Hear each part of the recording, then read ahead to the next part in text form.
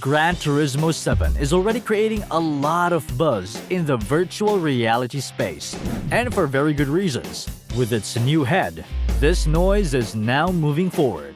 And for those who were still on the fence about purchasing PlayStation VR2, it may be time for you to decide to purchase a new VR headset right away, because Sony seems to make PSVR2 an unbeatable device. Now coming to the new update of the Gran Turismo 7, with 4 new cars, which I'm going to unveil in a minute. But let me tell you first, this update 1.29 will debut on February 21st and add PlayStation VR2 functionality for the game on PS5. Kazunori Yamauchi, who created the GT series, has now stated that it will feature other content and that it would be a major update. This is exactly what we predicted in our previous video on GT7 announcement.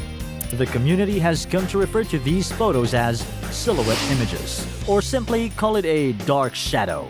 And Yamauchi revealed a dark, sketchy kind of photo of the 4 new vehicles that would be added to the game in his now customary pre-update tweet. This started the ongoing guessing game in the racing and VR community over what the 4 new vehicles were. 3 of the cars can be recognized rather easily, despite the shadows. The recognizable Citreon DS shape is visible at the top, and the small amount of additional reflections around the C-pillar shows that the Pallas is a post-1965 facelift model, perhaps a DS19 or DS21. Although a casual glance could lead one to believe that it's the Pebble Beach winner AAR Eagle, the inlet cowl, screen, and mirrors put us in the direction of the Honda RA272. At the 1965 Mexico Grand Prix, Richie Ginther of the United States drove the first ever Japanese car to victory. The bottom right automobile is simple to identify but more difficult to locate. The ducktail spoiler strongly suggests that it's a Carrera 2.7 RS or one of its derivatives such as the M471 RS Lightweight or 2.8 RSR. It's unmistakably a classic Porsche 911. Only the middle car is left, which we will put under identification unknown for the time being. We've recently heard suggestions that the only original VGT project still in progress is the Ford, and there's a Genesis supercar concept under development as well. So it very well could be a Vision Gran Turismo vehicle.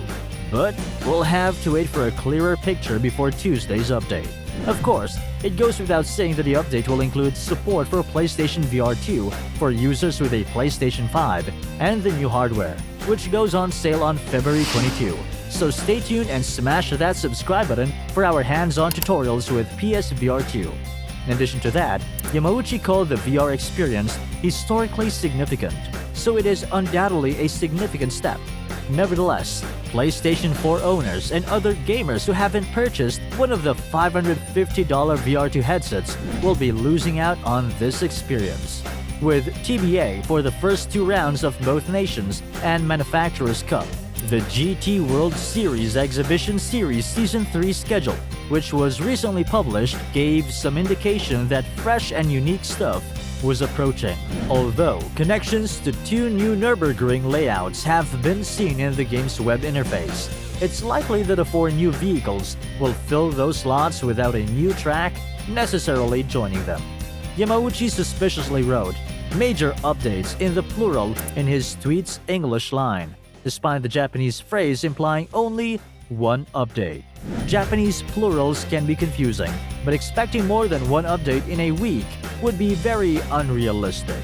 But Sony is Sony. They are masters of surprises, as we all saw in the CES event. However, it could be referring to update 1.29, which is a combination of the strangely missing 1.28 update, which was supposed to be released in January according to the prior monthly timetable.